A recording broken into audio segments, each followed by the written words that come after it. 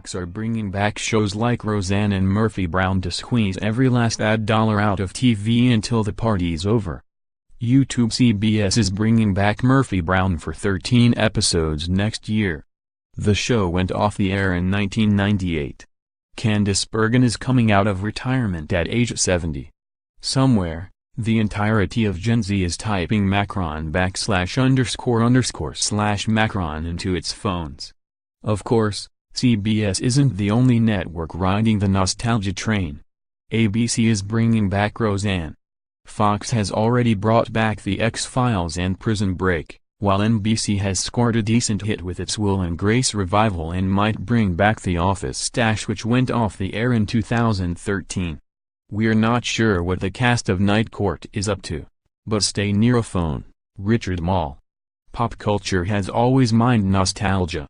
And creatively, for the most part these reborn shows are being well received and don't feel like straight money grabs. The fans wanted more Full House and Netflix gave it to them, and everyone seems happy. But in the case of the broadcast networks, which are perennially talking about getting younger audiences, these strategies won't help much there. Young people have fallen for Friends and Seinfeld for whatever reason, but how many 20-somethings have ever seen Murphy Brown, or know what it is? NBC, the folks running broadcast networks, surely realize this, yet they're going full steam ahead with the reboots, because they know that Boomers and Generation X might actually show up, just like they might go see Billy Joel at Madison Square Garden. It's a good bet that Roseanne and Murphy Brown will deliver relatively sizable audiences, at least initially, given the upcoming hype, curiosity, and nostalgia. The broadcast networks have to try something to get people to tune into shows live, with ads. As much as they pay lip service to loving the idea of delivering shows to viewers whenever and wherever they want, they make the vast majority of their money from selling ads during primetime shows that get beamed out to the whole country at the same time. Live TV viewing is an endangered behavior. Look at this analysis put together by Ad Age's Anthony Krupe on the biggest live broadcasts of 2017. A whopping 37 were NFL games, which though still huge are trending down. The rest of the broadcasts were other sports and award shows like the Oscars, also trending down. Not a single sitcom or drama made the list. Bringing back a show like Murphy Brown is a pretty clear admission from the network TV industry. We could put a brand new workplace, 3-camera sitcom on the air, and millennials and Generation Z likely wouldn't show up. So why even try? When was the last time the country fell for a broad-range traditional sitcom? The Big Bang Theory, you say? Modern Family? Both shows still draw big audiences, and they are 10 and 9 years old respectively. That's not to say there aren't great comedies on TV right now. But imagine throwing a voicey, audience-challenging show like FX's Atlanta, or Netflix's completely off-the-wall Unbreakable Kimmy Schmidt, or HBO's super cynical Veep on ABC. They'd be watered down creatively. Could Veep exist without cursing? And few would probably watch them. And then they'd get cancelled. So the networks figure they better go with established hits, even at their 20 years old, because the kind of audiences that grew up with live commercial television as their standard might actually tune in.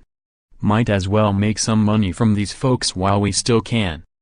By the way, it's wild to think about how political and progressive Murphy Brown was in its CBS heyday. It's hard to see a show like that being launched in the hyper-divided US right now. NBC, hang on, you're screaming. What about NBC's This Is Us? Or ABC's breakout hit The Good Doctor? Are they beloved? Isn't that a sign that network TV is fine? Plus, did the TV business enjoy a robust upfront sales market last year, as Variety reported? That's all true. People will still tune in right away for their favorite shows, particularly plot-driven dramas where fans don't want to miss what happens or get spoiled. That will probably never change.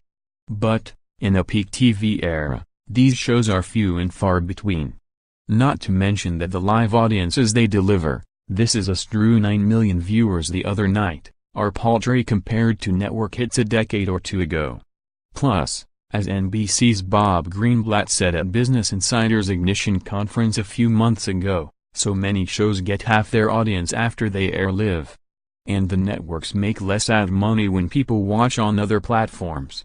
I would prefer everybody watches the night we air it on the NBC network because that is the most potent use of our advertising revenue, Greenblatt told Business Insider's Elise Chantel. It's where we make the most. However, the audience will do what the audience wants. People watch This Is Us on lots of platforms. Business Insider, Ignition. These trends are only going to accelerate. It feels like the super lucrative broadcast TV ad model party will end sooner rather than later.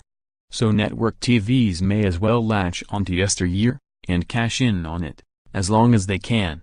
What's the cast of The Nanny up to?